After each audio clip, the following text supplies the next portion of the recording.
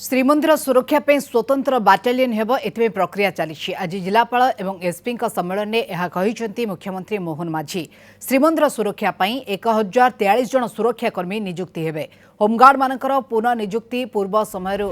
बंद कर दि जाइथा बेले नुआ सरकार विचार करुवा मुख्यमंत्री कहते 2298 जन पुनः नियुक्ति पाइबे। होमगार्ड मृत्यु हेले परिवार जन को चाकरी दिया निष्पत्ति नेबे सरकार। यह सहित आहरी अनेक गुरुत्वपूर्ण निष्पत्ति निया मुख्यमंत्री कहते थाना रे 4 चकिया जानर अधिक व्यवस्था करा सेहीपरि प्रत्येक थाना रे समस्त गोटे लेखाएं नुआ बाइक दिया जो थाना को पुलिस कर्मचारी बदली हेबे से बाइक नहीं जिवे सेथिपे 9000 बाइक खूब शीघ्र दिया प्रत्येक जिले में ओड्राफ्ट टीम गठन करा एबे 20टी रही आहरी 10टी ओड्राफ्ट यूनिट गठन करा महाप्रभु जगन्नाथंकर जो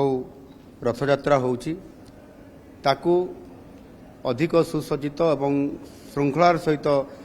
समापन करिया पाई एक स्वतंत्र बाटालियन करा जाउची जोथिरे 1043 रु अधिक एथिरे विभिन्न सुरक्षा बल सहित कर्मचारी नियुक्ति हेबे। होमगार्ड जहाँकि पुनर्नियुक्ति पाई निष्पत्ति आम सरकार नहीं ताकू त्वरित कार्यकारी करने विशेष करके पाखापाखि 2998 जन पुनर्नियुक्ति होमगार्ड क्षेत्र में करा जो थाना मानक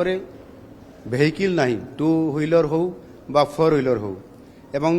जो आयो माने विभिन्न प्रकार जिते फील्ड विजिट करुँच इनक्वारी करुँचे मोटरसाइकेल बा 4 व्हीलर ना ताकू अधिक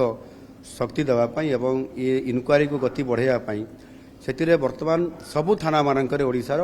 9000 मोटरसाइकेल प्रदान करने संपूर्ण भाव में निष्पत्ति हो सारी।